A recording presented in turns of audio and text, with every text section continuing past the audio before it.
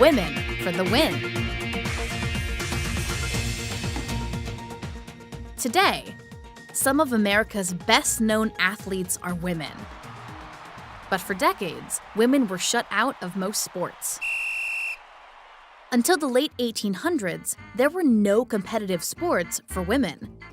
Women were limited mostly to non-competitive physical activities.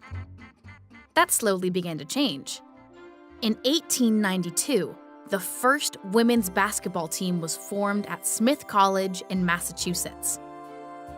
8 years later, women were allowed to compete in the Olympics for the first time. As women slowly gained more opportunities in sports, female athletes began to make headlines. Babe Didrikson Zaharias became one of the first world-famous female athletes. From 1930 to 1932, she was an All-American basketball player. She won 2 gold medals and a silver in track and field at the 1932 Summer Olympics. Later, she became a pro golfer. She won 82 women's golf tournaments during her career, which lasted until 1954. In the 1940s and early 1950s, women ruled the baseball diamond. Most young men, including a lot of professional baseball players, were off fighting in World War II. The All-American Girls Professional Baseball League was created in 1943 to keep fans interested in the sport. The league lasted for 11 years. In the 1950s, Althea Gibson became the first African-American tennis star, man or woman. During her career, she won 11 Grand Slam tournaments, the most important of annual pro tennis competitions. And Wilma Rudolph took the world by storm at the 1960 Summer Olympics, when she became the first American woman to win 3 gold medals in track and field. Her wins were even more impressive because of what she overcame off the track.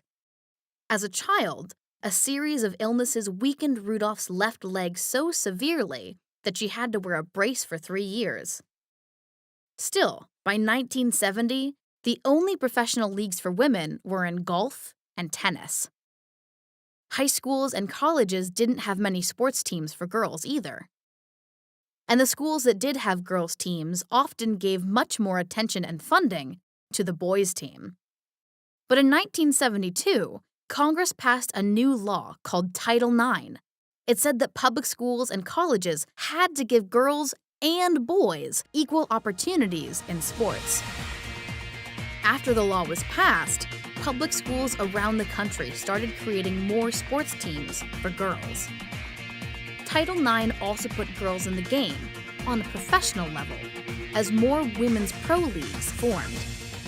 The first season of the Women's National Basketball Association tipped off in 1997. Since then, the popularity of women's sports has soared. In 1999, more than 90,000 fans packed into the Rose Bowl Stadium in Los Angeles to watch the U.S. women's soccer team win the World Cup. The team has continued to be one of the world's best, winning the World Cup again in 2015. The University of Connecticut women's basketball team won 6 championships from 2009 to 2016 and has played in front of hundreds of sellout crowds. And today, Serena Williams is probably the most famous tennis player, male or female, in the world. In 2017, she broke the record for the most Grand Slam titles of any tennis player in modern-day tennis, with 23. Women in sports have come a long way, and there's no telling what heights they'll soar to next.